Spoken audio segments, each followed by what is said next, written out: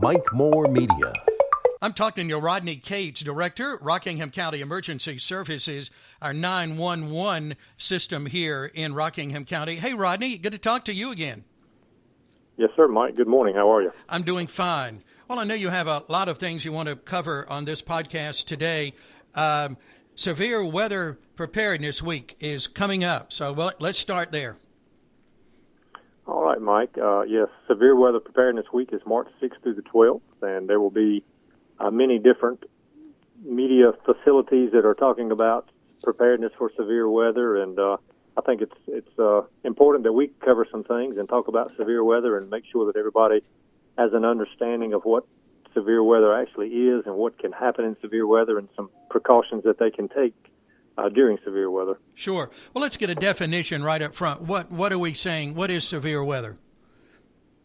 Well, severe storms actually they're characterized as having hail of 1 inch in diameter, winds of 58 miles per hour or greater, or that could produce a tornado. So that is the Weather Service's definition of what a severe storm is.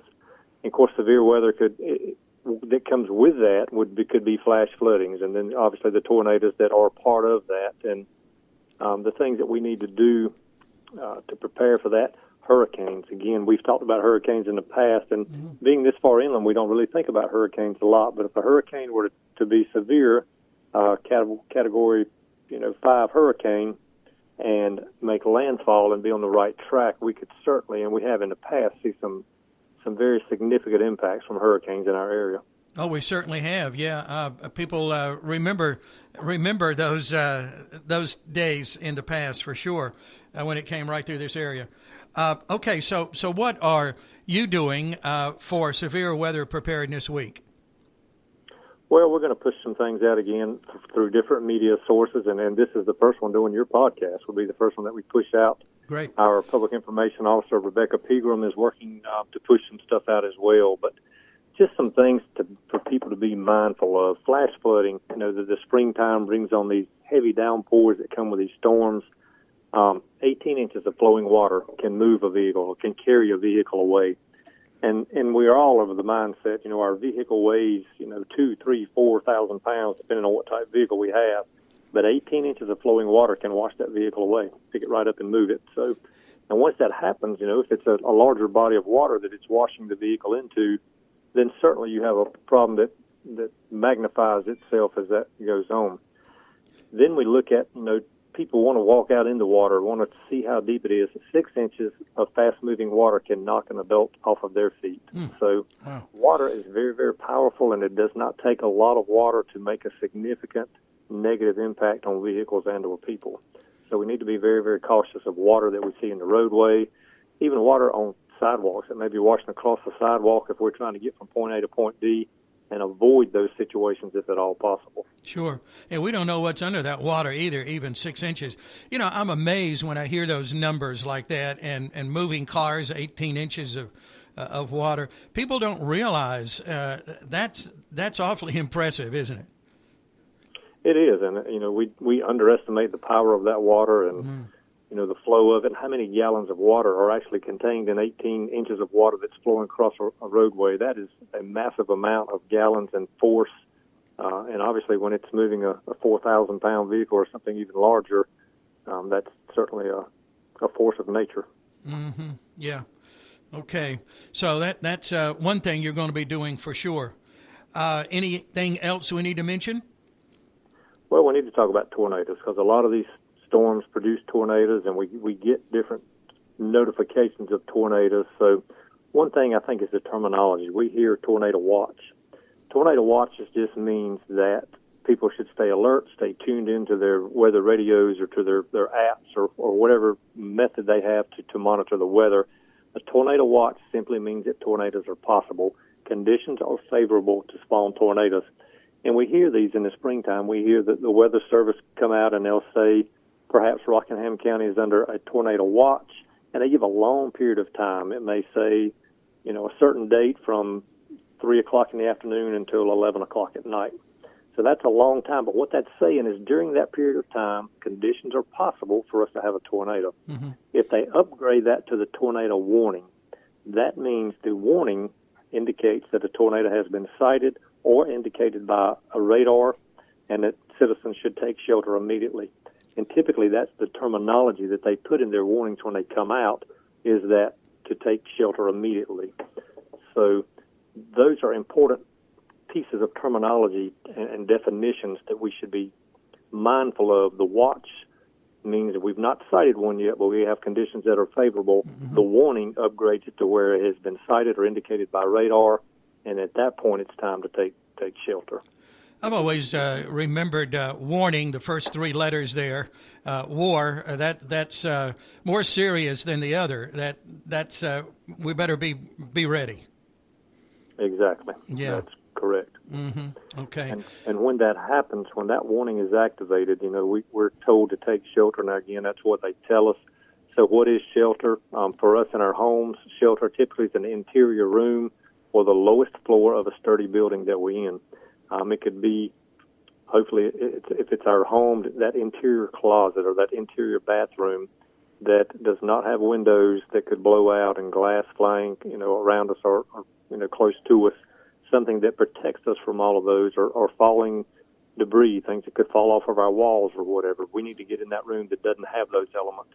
Mm-hmm. And then use your arms to protect your head and neck. So you would sit down up against the wall, something to brace yourself up against, and duck down into a seated position with the head down between the knees and cover the head to protect your head from any debris that may be falling.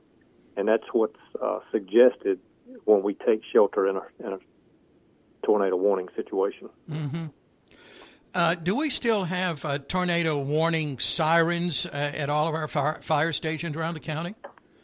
We do. We don't have them at all the fire stations, but the large majority of them do have a siren warning system, mm-hmm. and we do activate those when we have a tornado warning and one has been cited. We do activate those as well. Yeah. Okay. Well, I know we're looking at the calendar here, and March 20, 1998, 24 years ago, this month, when the terrible tornado came through Stoneville. How better prepared are we today for something like that, Rodney? I think we're much better prepared. We do these briefings, these podcasts, to teach people terminology and to teach people what to look for. And again, next week, the state and our local PIO will be pushing out information to cover these things as well. We understand these systems better and how they produce the weather. National Weather Service is much more, their technology is much more apt at this point in time to predict these and see these coming before they really take us by surprise. There's always a chance that they can take us by surprise. A tornado could spawn at any minute, but technology has much better prepared us for early notification and early warning, but then response in general. As we have had many times, our emergency service department is very well and very effective in its response and mitigation of emergency situations, as we have proven with many things that we've had in this county. And hopefully we don't have anything like that. But if we do, we're prepared with equipment. We have UTVs, and multiple agencies in our volunteer fire departments and rescue departments across the county have UTVs and four-wheelers where we could access damaged areas much better than on a truck to get in to check people out. We now have lists of vulnerable populations that could be facilities. It could be, we have lists of nursing homes. We have lists of skilled facilities in which we know exactly where to go to if they were to be in the path of this storm. We know exactly where to go to check on our vulnerable populations to begin to mitigate any type of emergency situations that they may have. So technology and information that we have and partnerships that we have with local fire departments, rescue squads, our EMS agencies, our 911 center, and how they process calls for service and the dispatch protocols that they use, and the partnerships that we have with the Department of Social Services, Health and Human Services, that we share, or they share these vulnerable population lists with us, so that we all as a collective group know who we need to go take care of immediately and to mitigate these situations should they arise. It sounds like we are much better prepared than we were 24 years ago. We are, but again, statewide, the state's better prepared. Every county within the state And again, the technology drives that, and the new tools and apparatus that we have for emergency response and our training. We learn from each of these.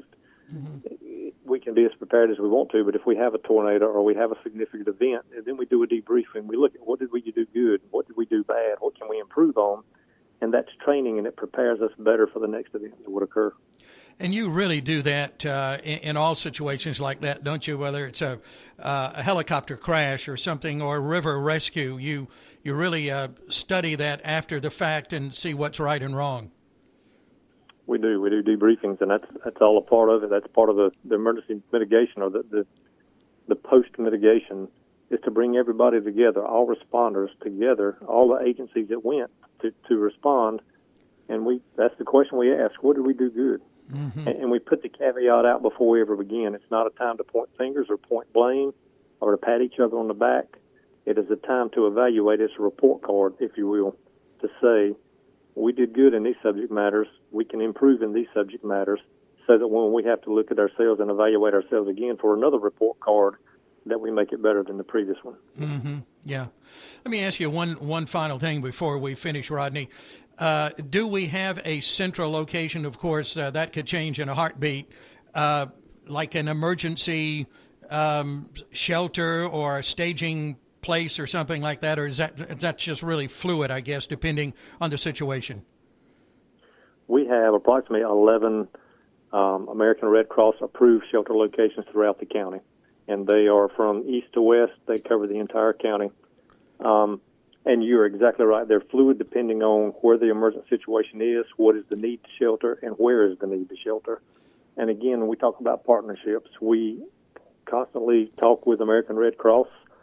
Some of the winter weather events that we previously had, we were prepared to activate a shelter should we need to, and we have those conversations with American Red Cross. We have those conversations with our Health and Human Services Department to be ready for an activation. So, yes, we have several named locations and approved locations. The American Red Cross comes out and looks at these locations to ensure that they are suitable for shelter, and they're already named, and we have them in a database, and we know exactly where to go should the need arise. And again, it is fluid based on where that need would arise at. Yeah. Well, that's something that I've just learned. I didn't know that we had 11 shelters already designated. We do. They're spread out throughout the county. Some churches, some schools. The M&M Rec Center is one of them. So a lot of larger facilities that can facilitate a lot of people. The American Red Cross has what's called a shelter trailer. It's located in the county. It has mats and things that are needed to set a shelter up. We have a lot of things within emergency services that we have purchased and accumulated over the years to assist in the activation and the setup of a shelter. So if we were to have to go to a shelter operation, we could have a shelter active fairly quickly. Mm-hmm. Okay. Well, that's reassuring. Thank you for this update. This has been very informative, and I appreciate you and your team spread out around Rockingham County to have all of these things in place when we need them. If someone is listening and they need more information, what's the best way to get it on severe weather preparedness week and emergency shelters and things like that, Rodney? NC Ready. The web page, NC Ready, is North Carolina Emergency Management's web page. I actually was just on there just a few minutes ago. Once you go to their web page and you scroll down, there are many tabs on weather and road conditions and emergency alerts and current warnings. So that web page is excellent. Code Red, Mike, we've mentioned Code Red many times before. Code Red is an emergency alert notification system. Code Red will alert you for severe weather. So if one wanted to be signed up for Code Red, certainly they could be alerted for severe weather at that. There are many other apps that you can put on your phone. There's weather apps and radar apps to monitor these situations so that we can be ahead of these events as they come in. Great information. Thank you, Rodney. I appreciate it very much. Hope we have a safe March and months to come. Yes, sir. You too. Thank you. All right. Thanks for everything. Rodney Cates, Director of Emergency Services for Rockingham County. Get more information on their Facebook page, Rockingham County Emergency Services.